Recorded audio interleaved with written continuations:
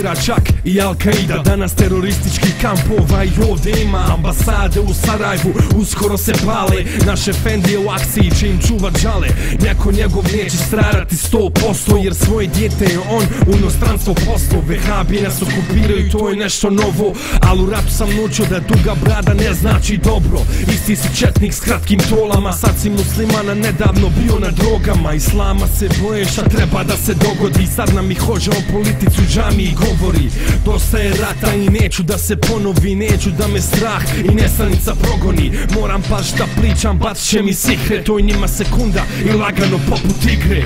Boli njega briga za narod, on je šef, on samo gleda svoju familiju i svoj džep. On voli svoj auto u koji će sjest, on voli velik stan u kojem će jest. Boli njega briga za narod, on je šef, on samo gleda svoju familiju i svoj džep.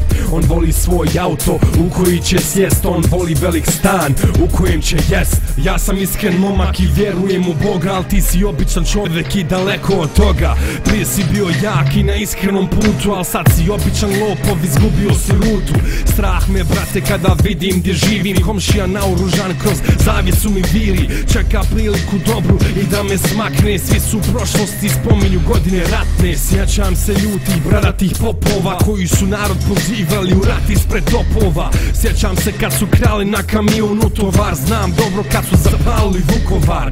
Sjećam se tih ljutih vjerskih vođa i znam danas dobro kako to hoda. Umjesto da budu mirni i čisti ljudi, oni su političarima samo pijuni.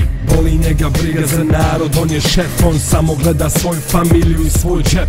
On voli svoj auto u koji će sjest, on voli velik stan u kojem će jest. Boli njega briga za narod, on je šef, on samo gleda svoju familiju i svoj džep.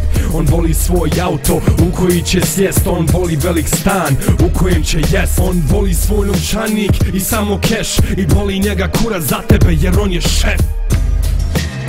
On je šef. Pritisak se nastavlja, King Mire Frankie.